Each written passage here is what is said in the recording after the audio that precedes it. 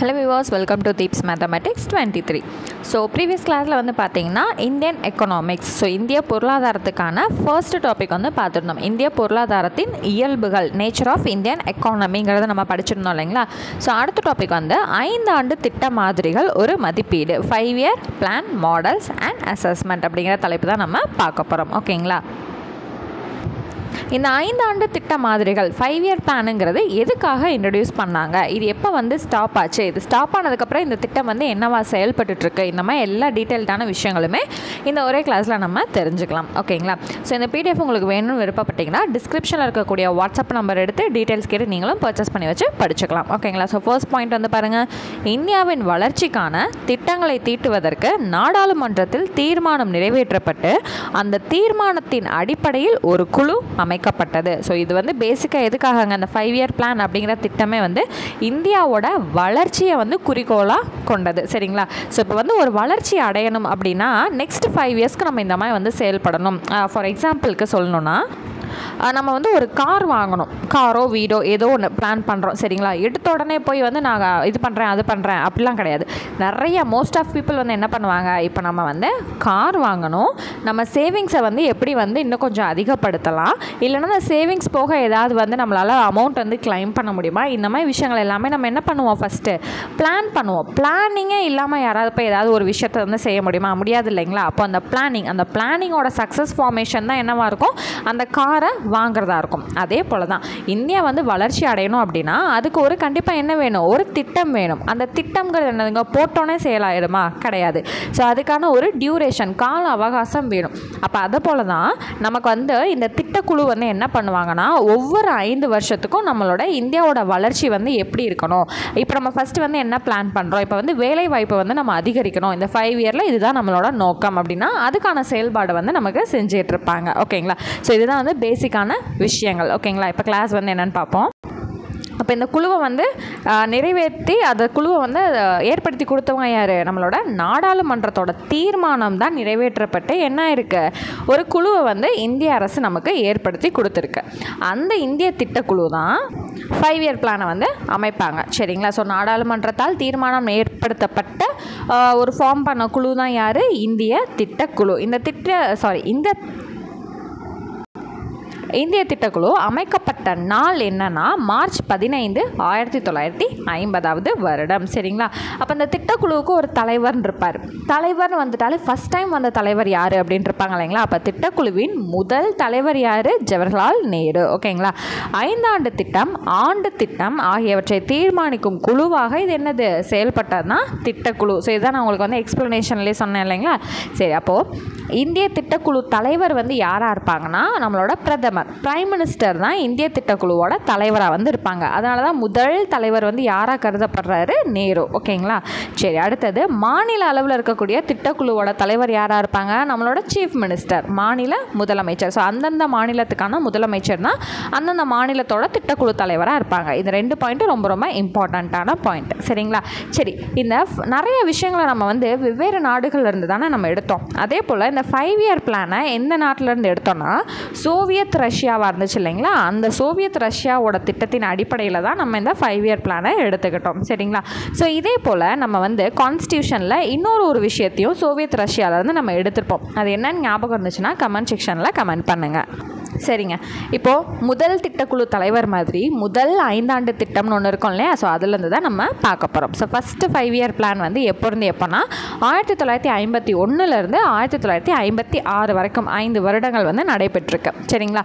இப்போது அதோட நோக்கம் வந்து எதவாக இருந்துச்சு அப்படின்னா உணவு உற்பத்திக்கு தான் முக்கியத்துவம் வந்து கொடுத்துருக்காங்க. ஸோ அது மூலமாக வளர்ச்சி 3.6% முதல் 5 ஆண்டு திட்டத்தில் நம்ம நாடு வந்து கண்டிருக்கு.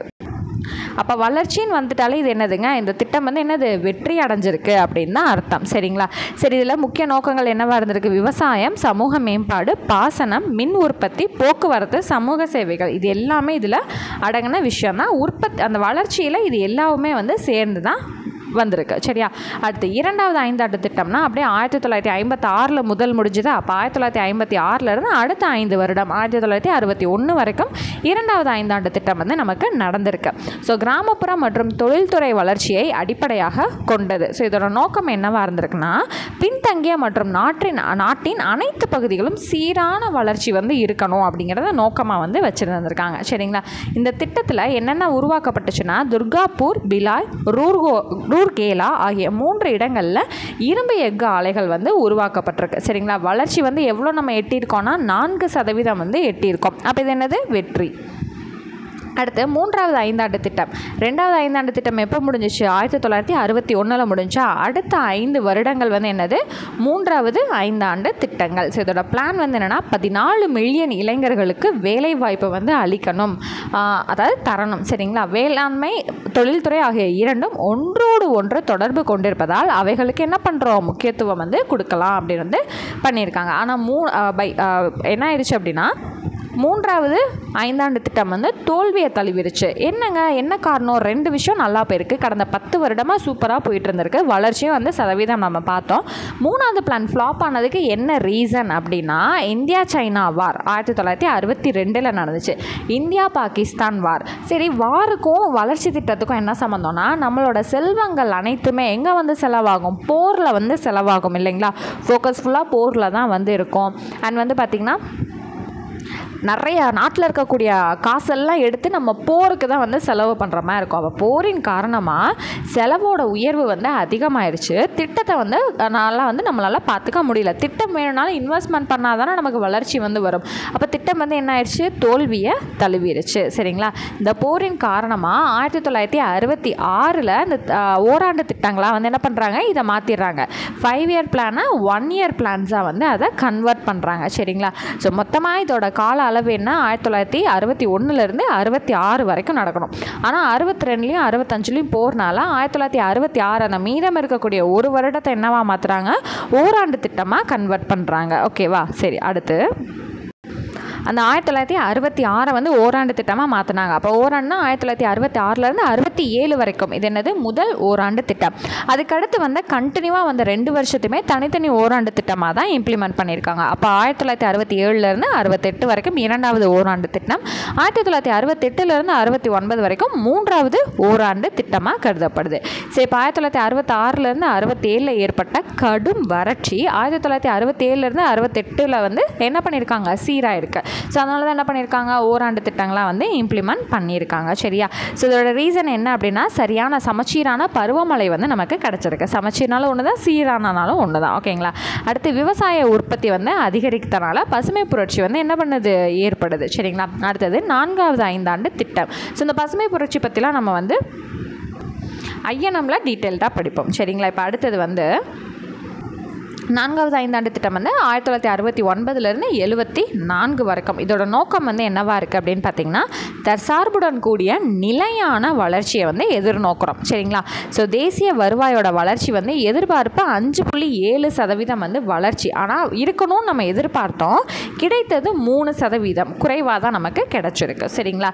ஏற்றுமதி வளர்ச்சி எதிர்பார்ப்பு 7% வந்து நம்ம எதிர்பார்த்தோம், ஆனால் நமக்கு 13% வந்து கிடைச்சிருக்கு. அப்போ இது வந்து என்னதுங்க? ஒரு மிகப்பெரிய சாதனை. எதிர்பார்த்ததை விட கிட்டத்தட்ட நெருங்கி 2 மடங்குக்கு வந்து நமக்கு போயிருக்கு.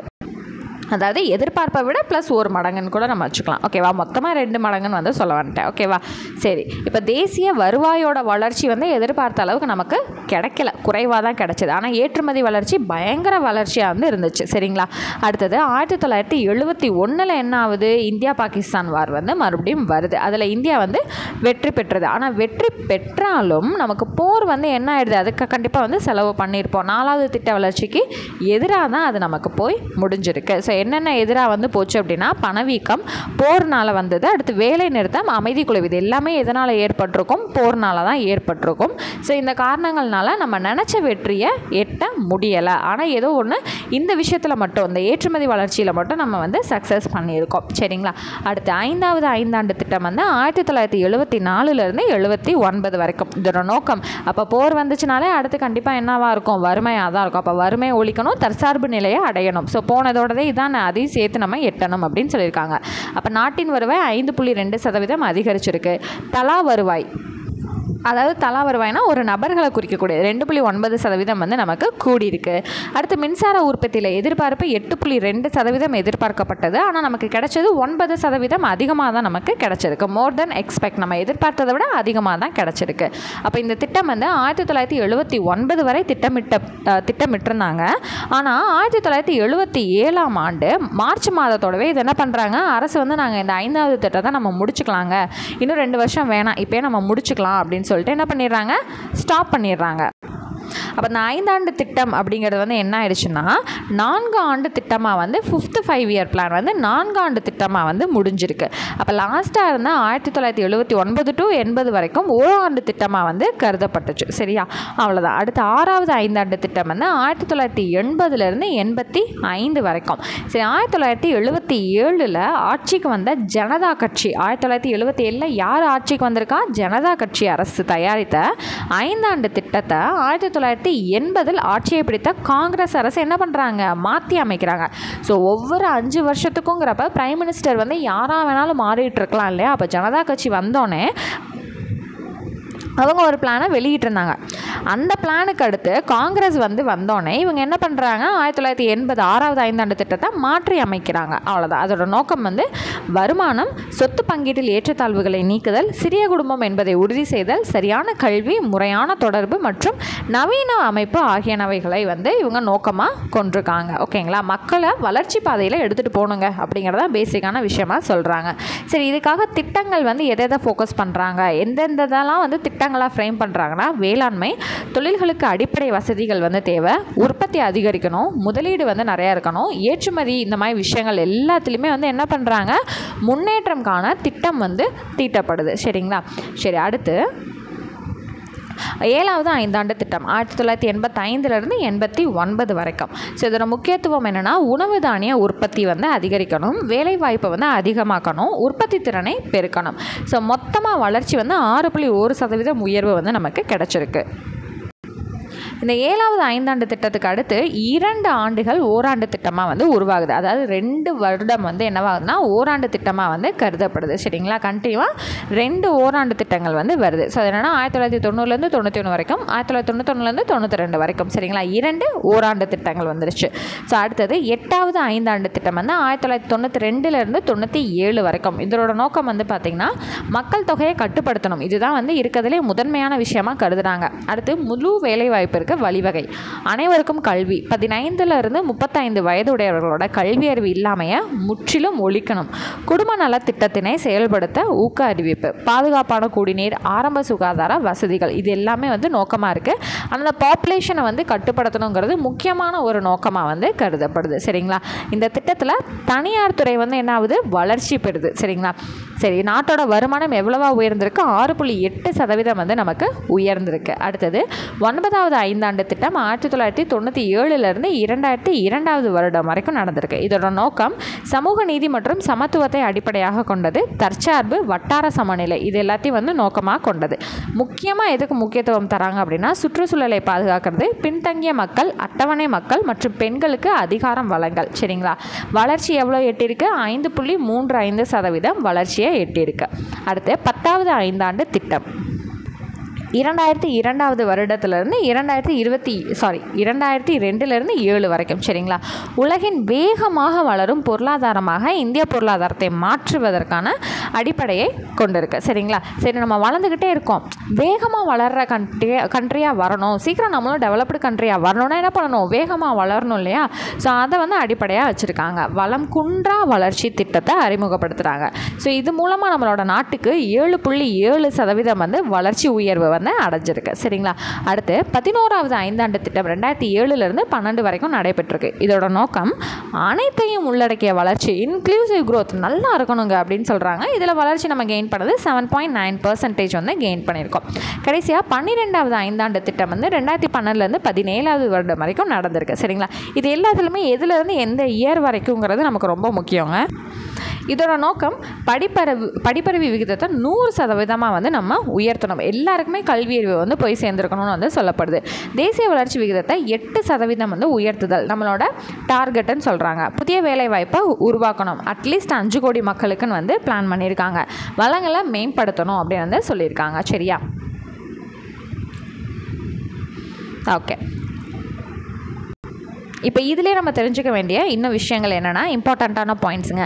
திட்டக்குழு என்னும் அமைப்பை அல்லது திட்டத்தை பரிந்துரைத்தவர், இந்த மாதிரி விஷயத்தை நம்ம இனிஷியேட் பண்ணி நடத்தலாங்க அப்படின்னு சொன்னவரே யாருன்னா கேசி நியோகி அப்படிங்கிறவர் தான் வந்து இனிஷியேட் பண்ணி சொல்லியிருக்காரு. முதல் 5 ஆண்டு திட்டத்தோட மாதிரி அப்படிங்கிறது ஹெரால்டு டூமர் மாதிரி அப்படின்னு வந்து கன்சிடர் பண்ணுறாங்க. ஓகேங்களா? ஸோ இது வந்து ரொம்ப ரொம்ப ரொம்ப இம்பார்ட்டண்ட்டான பாயிண்ட்டு. அப்போ முதல் 5 ஆண்டு திட்டம் மாதிரி வந்து யாரோடதுன்னா ஹெரால்டு டூமர். சரிங்களா? அதே போல் 2வது 5 ஆண்டு திட்டம் வந்து மெஹலோனோபிஸ் மாதிரி அப்படின்னு வந்து சொல்லப்படுது. சரிங்களா? 12வது 5 ஆண்டு திட்டத்துடன் 5 ஆண்டு திட்டம் வந்து என்ன பண்ணுறாங்க, 12th பிளானோட இந்த 5 இயர் பிளானுங்கிறத முடிச்சு விட்டுறாங்க. ஓகேங்களா? 2012வது வருஷமாக அதில் ஆரம்பித்து 2017ஓட முடியுது இல்லைங்களா? ஸோ இதுதான் வந்து நம்மளோட கடைசி 5 ஆண்டு திட்டம். சரிங்களா? அப்போ 2017ஓட என்ன பண்ணுறாங்க, இந்த திட்டத்தை முடிச்சு விட்டுறாங்க. அப்போ திட்டக்குழுவும் என்ன ஆயிடுது, கலைக்கப்படுது. அப்போ அந்த திட்டக்குழு கலைக்கப்படுவதாக வந்து அறிவிக்கப்பட்ட நாள் எது அப்படின்னா ஆகஸ்ட் 15, 2014 வந்து அறிவிச்சிடுறாங்க.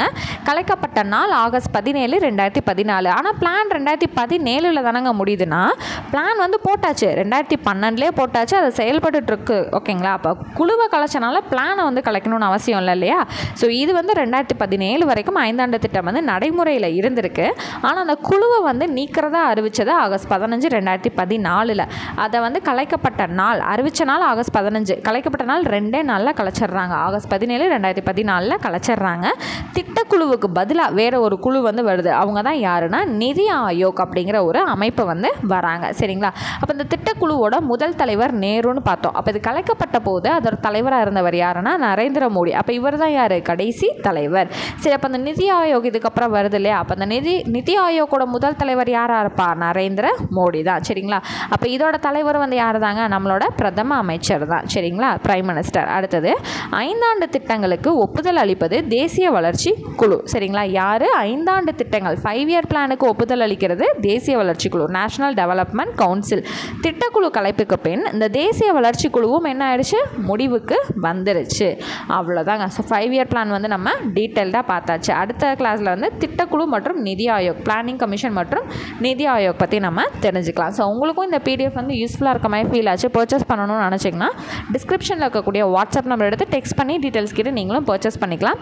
இதே போல் தமிழ், மேக்ஸ், GS எல்லா யூனிட்ஸ்க்குமே எங்ககிட்ட மெட்டீரியல்ஸ் வந்து அவைலபிளாக இருக்குது. வேணுங்கிறவங்க பர்ச்சேஸ் பண்ணி படிச்சுக்கலாம். தேங்க்யூ.